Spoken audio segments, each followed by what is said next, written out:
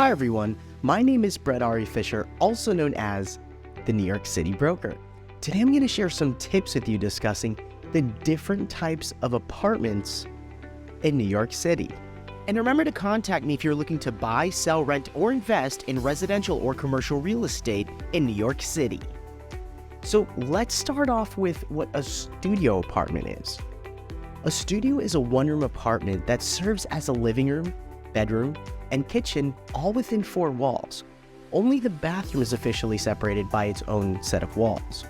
These apartments are usually more affordable compared to others thanks mostly to their smaller size, which is usually 400 square feet or above, but can be significantly smaller. The open layout can be quite attractive to many people, but it doesn't offer a lot of privacy and is best suited to individuals that live alone. So what about alcove studio apartments? An alcove studio apartment is a variation of a typical studio apartment. Unlike a rectangular or square space, an alcove studio usually has an L shape where a small portion of the apartment acts as a separate nook or alcove. This separation from the main living area and 3 walls makes it feel like almost another room.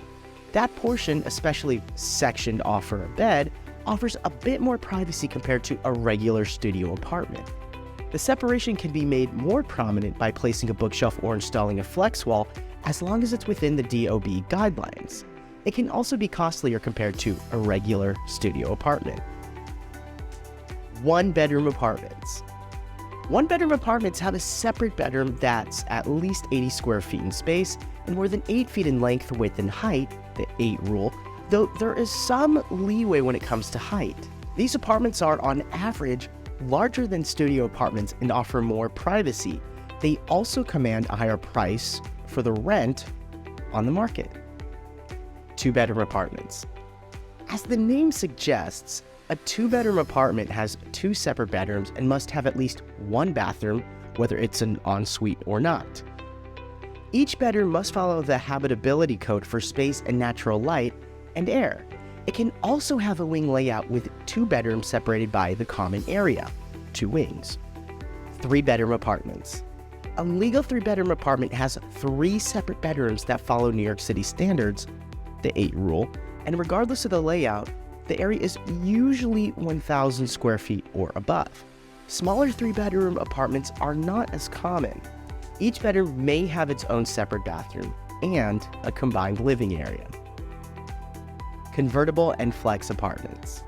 A convertible or a flex apartment is one that can be upgraded to the next level by putting up a temporary wall. For example, a flex 1-bedroom apartment is a studio that can be converted into a 1-bedroom by erecting a temporary wall. Similarly, a flex or convertible 3-bedroom apartment will be a 2-bedroom apartment where the living room can be divided using a temporary wall to create a 3rd bedroom. In some cases, you may even see tenants convert a large 1-bed into a 3-bedroom. It's important to note that a true flex apartment will take into account the area and natural air and light requirements of a bedroom, 80 square feet of space and 8 feet in length and width. You will need to get permission from your co-op or condo board or rental management for conversion. Loft apartments. Many vacant industrial buildings in New York City were converted to lofts and were rented out to artists in the 50s, 60s, and 70s. They were mostly illegal dwellings back then since the buildings were not up to residential code, which changed in 1982, and building owners had to renovate the buildings for residential specifications. This resulted in a specialized class of apartments that retained many industrial characteristics like open layouts, large spaces, high ceilings, tall windows with lots of natural light, columns, etc. Some lofts come with exposed brick architecture as well. They're only available in a few New York City neighborhoods, the most prominent of which are Soho and Tribeca. Duplex apartments. A duplex apartment is a 2-story apartment, each of which follows the minimum height requirement, 8 feet, and the 2 floors are connected by stairs or elevators. Each floor may have its own separate entrance as well. They offer more privacy than single-story apartments. These apartments are not very common, especially in newer developments, but you may find some in pre-war buildings. Some duplex apartments are created by combining the basement apartment with the one above through a staircase. Elevators are relatively rare. triplex apartments. Triplex apartments are multi-story apartments with 3 levels. They're quite rare and come with even more privacy and square footage than duplexes usually, as well as a more expensive price tag. Most triplex apartments are also penthouse apartments with the top floor containing a decent amount of open space. Maisonette Apartments. The word maisonette is French and it means little house. It's mostly in the lower level of the building and usually has access to square footage and certain amenities that the apartments above do not. However, the defining characteristic of a maisonette is its own outside access separate from the apartment building as a whole. A maisonette apartment can be both single-story or multi-story. Junior 1 apartments. A Junior 1 apartment is quite similar to an alcove apartment. The main difference is that in a Junior 1, the separate space is walled off. However, it cannot be considered a true one-bedroom apartment because the original floor plan was a studio apartment. An alcove apartment can be converted into a Junior 1 by installing the wall. Junior 4 apartments. A Junior 4 apartment is essentially a one-bedroom apartment with a 4-room layout. The bedroom, living room, separate kitchen, and a 4th room that can be considered a dining room or an alcove. The 4th room can be walled off as a 2nd bedroom, so a Junior 4 might be considered a convertible 2-bedroom apartment. Classic 6 apartments. Classic 6 apartments are pre-war, indicated by the word classic, apartments with 6 individual rooms, 2 large bedrooms, 1 small bedroom, formerly called a maid's room, a dining room, a living room, and a kitchen. These apartments were quite common in the 20s and are mostly found in 2 Manhattan neighborhoods, Upper East Side and Upper West.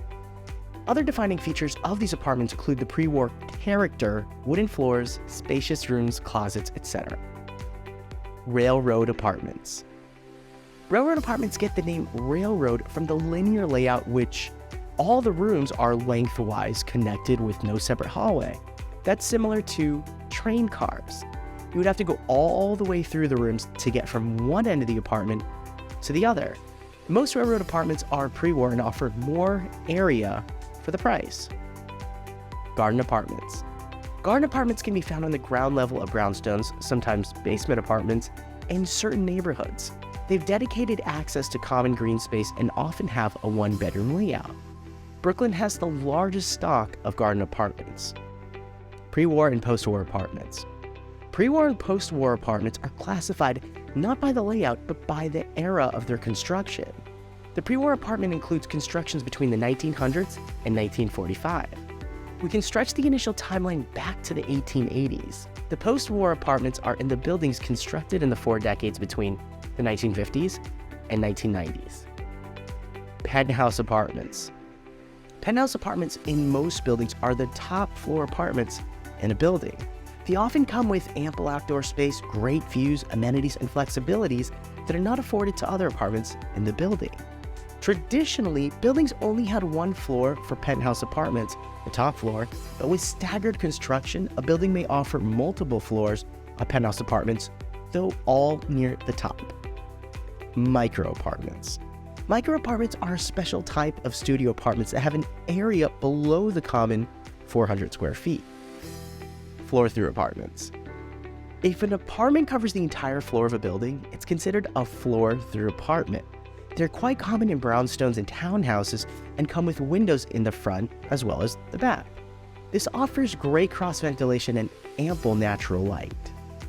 Walk-up apartments. The walk-up apartment is not a layout classification, but a building-based category. Apartments in old 2 to 6 story buildings that don't have an elevator and your only way up to the apartment is stairs can be considered walk-up apartments. Thanks so much for joining me in this discussion regarding the different types of apartments in New York City. If you have additional questions, please feel free to reach me at brett@thenewyorkcitybroker.com. Also, don't forget to like, share, and subscribe so that you, your friends, and your family members can get all the best real estate content. I'm Brett Fischer, the New York City Broker. Have a great day.